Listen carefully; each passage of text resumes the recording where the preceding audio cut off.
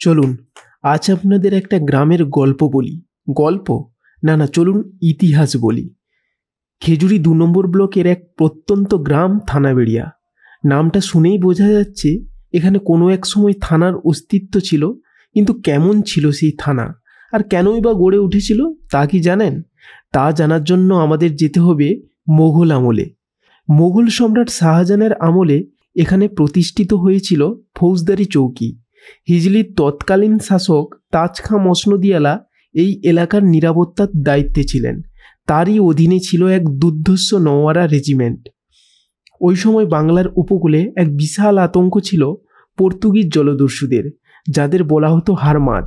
হুগলি নদীসহ বিভিন্ন জলপথে তারা বেপরোয়া লুটপাট চালাতো। কিন্তু থানাবেড়িয়ার সৈন্যরা তাদের দমনে গুরুত্বপূর্ণ ভূমিকা নেয়। এই ফৌজদারি চৌকি থেকেই থানা শব্দটি এসেছে, আর সেখান থেকেই থানাবেড়িয়া নামের উৎপত্তি। এই গ্রামেই ছিল ঐতিহাসিক কাউখালী বাতিঘর। 1808 সালে এর নির্মাণ শুরু হয় এবং 1810 সালে প্রথম আলোক সংকেত চালু হয়। কিন্তু দ্বিতীয় বিশ্বযুদ্ধের সময় 1943 সালে ব্রিটিশ সরকার এটিকে ধ্বংস করে দেয়। আজও থানাবেড়িয়া তার ঐতিহাসিক গৌরব বহন করে চলেছে। গ্রামের অলিতে গলিতে ছড়িয়ে আছে মোগল ব্রিটিশ আমলের ইতিহাসের টুকরো টুকরো চিহ্ন। কেমন লাগলো মুঘল আমলে হারমাদদের শায়েস্তা করার এই গ্রামের ইতিহাস? কমেন্টে জানান। আমাদের ভিডিও পেতে আমাদের ফেসবুক পেজ কত কথা ফলো করে রাখুন।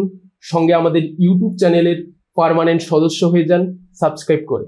ধন্যবাদ।